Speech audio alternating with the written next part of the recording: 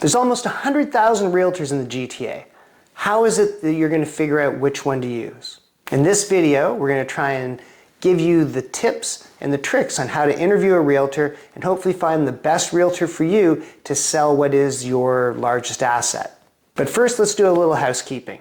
If you haven't already, I'd love for you to subscribe to the channel. That'll give you, VIP access to all of our updates, market updates, housing tours that we're going to do. So if you haven't subscribed already, please do. And if you could share the video with a couple of people, we'd appreciate that as well. I would do it for you. So if you could help out and share it around and try to get the word out to a few more people, that'd be great. Okay. So remember, I speak to people like you every day. So whether you're thinking of moving in 9 days or 9 years, I'd love to connect and establish that relationship. Maybe you can interview me. We're going to talk about in this right now. And when the time is right for you to sell, I'll be there to help you with your real estate needs. So let's get started with what you should be looking for when you're interviewing a realtor. First and foremost, I think you should be asking them about their experience. How many years have they been in the industry? How long have they been selling houses? There's good markets, there's bad markets. Some people, they've been in the good ones, but not the bad ones.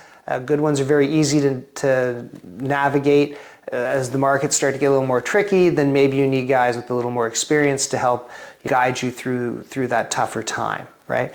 As well, when you're talking to them about how long they've been selling real estate, finding out how many deals they're doing a year. So someone could say they've been selling real estate for 15 years, but if they're only selling 3 houses a year, then their experience really isn't that great. Okay. The next question that I would be asking is, what are your credentials? So, you can get your real estate license. I'm not going to say it's easy, but you can get your real estate license, and that's minimal outlay of time and effort. What have you done since? There's all sort of different degrees that you can take afterwards. I have the luxury home marketing certification. I'm a negotiation specialist. I've taken all of Ryan Serhan's courses. I've taken media courses. So what courses are they taking to sort of up their game and keep themselves vibrant and part of what's going on, right? Or did they just get their license and then sit still and do nothing? You're going to want to make sure that you ask, what is their market knowledge? Your market. So anyone can go online and pull up what the solds are in the area and tell you what, the estimated value of your house is. You can do that on Zillow, right?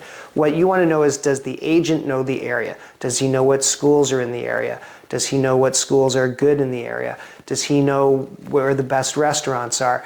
Is he going to be able to upsell the area and then upsell your house? Remember, this guy's your sales representative. He's not just there to tell you, I looked online and I think it's worth this much. He needs to know the area. Now, you don't have to live there to know that. You could go out and research it. So if someone's meeting with you to sell your house that's your largest asset, and they couldn't have taken half an hour's time to learn everything they could about the area, then how hard are they really going to work to sell your house? So when someone comes into that meeting with you, they should already know something about your area, why they can upsell that area, obviously the value of the house and the recent sales that have gone on in the area, but it's more than that. It's selling the whole vibe of the area. Now you also want to check into what their marketing strategies are. So are they advertising in print? Are they only advertising online? How many websites are they part of? Does their brokerage help with any of that marketing and advertising? What you want to do is make sure that as many eyeballs as possible are going to see your home. So if all they're going to do is to put it on Realtor.ca, and understand Realtor.ca, you put it on there, that's you put it on MLS, and then it's going to hit about 15 websites. Okay, that's the bare minimum that should be happening. Then from there, what else are they going to do? So are they doing a 3D tour? Are they doing a video of the property? Do they have a social media presence? Are they going to market on social media? Do they take out Facebook ads? Do they take out YouTube and Google ads? For a nominal fee, you can put a property on Facebook, or you can put a property on YouTube, and you can have thousands of views of people that are targeted because you're targeting keywords like real estate or family home. So these are people that are looking, and you can get thousands of people to view your property by taking these ads. Are they doing that, right? So, there's the old way of advertising, which is print, and that's nice, and lots of people still do it. But this new sort of social media, online marketing is essential, and does your realtor have his finger on the pulse of that, and are they able to provide that to you? Then you also want to check and make sure what your real estate agent's availability is. So are they going to give you feedback on showings after every showing, once a week? Are they going to come to some of the showings? Are they going to do open houses? Are they going to be available to talk to you whenever you call, or do you have to set up an appointment with them? So some of these things are important to know, right? So if you're somebody who, so you don't want to be disappointed when you finally choose your real estate agent. You want to make sure that you know exactly what they're offering you. If I'm a super busy agent and I'm 40 different listings, then probably it's going to be a little tougher to get a hold of me. So you want to make sure that you find that out in the beginning. If I say I'm going to reach out to you every week, then I should be reaching out to you every week. And you just want to set the standard and set the rules before you sign with them so that you know exactly what you're getting in return from them. Then you want to make sure of their negotiating skills. As I said to you earlier, I'm certified by the Real Estate Negotiation Specialist. I took a course that teaches me how to negotiate. That's great. The other thing is, how many deals am I doing? So if someone is selling a house once every month and they're not always sort of in the mud, fighting for you to get your dollars, then they're not going to know all the moves that you should be employing to get top dollar for you. Now, somebody who's selling multiple homes and they're busy and they're in the industry, they're just by virtue of doing it more often, they're going to have a greater ability to negotiate for you. Meals. You want to check and make sure that you get to see their references and testimonials. Now, you can go normally on Google and you can Google someone, and if they really are a full-time in the game sort of realtor, they should have multiple referral and comments on Google from people that have used them. We always bring a hard copy of that also when we're doing our interviewing process. We bring it with us so people can read through and see what our past clients think of us. Some people will have video ones that they can play for you so you can hear what their past clients think of them as well.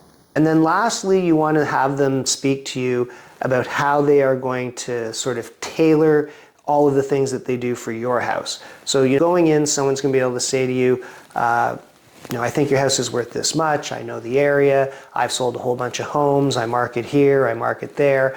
Well, that's how you would handle every house. But how do they see your house? What do they think the nuances of working with your house are going to be? Again, they're coming to sell your largest asset. So they should be able to speak to you and say, well, your house, I think this might be an issue. That might not be an issue. Our target market is X, Y, and Z, and that's how I'm going to hit them. I just had a friend sell.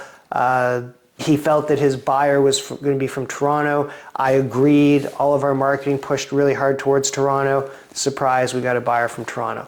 So how are we going to customize our approach for your house to make sure that we represent it in the best way possible and find the best buyer that we can for you? So the last thing that you've obviously got to ask the agent when you're interviewing them is regarding fees and the term of contract, right?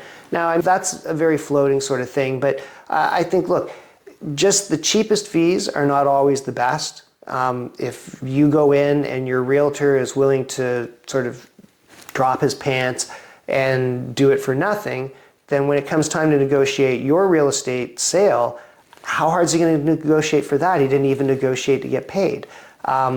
If someone is a professional, they truly are good at what they do, then they should be paid for what they do. You really do need someone who knows what they're doing, is experienced, is professional, markets the property well, tailor makes everything to you, and is able to get you top dollar. So again, if you've learned anything in the video, I'd love for you to like it. I hope if you are thinking of interviewing a real estate agent that you'll reach out to me. And thanks so much for taking your time to listen to me ramble. And until the next video, we'll talk to you soon.